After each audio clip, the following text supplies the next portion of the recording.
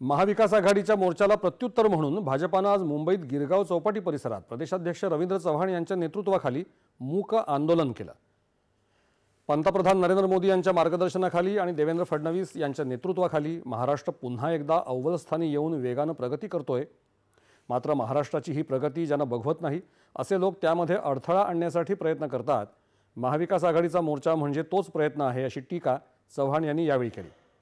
स्थानिक स्वराज्य संस्थांच्या निवडणुका तोंडावर असताना पुन्हा एकदा फेक नरेटिव्ह पसरवण्याचा मवियाचा हा कट आहे। राज्याच्या विकासात अडथळा आणण्यासाठी काही स्वयंसेवी संस्था कार्यरत आहेत। त्यांच्या प्रयत्नांना खत पाणी घालणारा, जनतेची दिशाभूल करणारा हा मोर्चा आहे असा आरोप त्यांनी केला।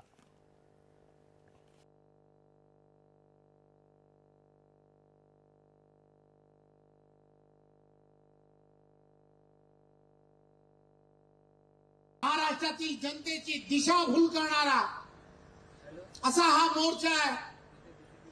या मोर्चाला आपण सर्वांनी विरोधकांचा मोर्चा समजू नका। महाराष्ट्राला गतिमान करणं हे ज्या वेळेला महायुतीचं सरकार विचार करत आहे त्यावेळेला काही एनजीओज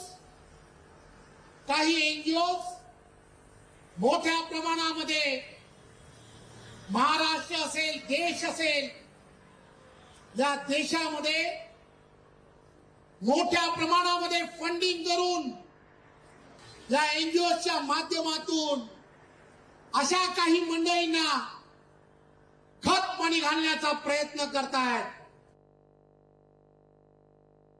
हा कट उधळून लावण्यासाठी भाजपाच्या प्रत्येक कार्यकर्त्यानं झोकून देऊन काम करावं असं आवाहन त्यांनी केलं।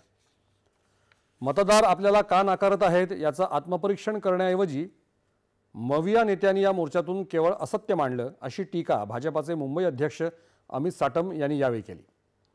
विरोधकांच्या या दुटप्पी भूमिकेची पोलखोल करण्यासाठीच हे मूक आंदोलन असल्याचं मंगलप्रभात लोढा यांनी यावेळी सांगितलं।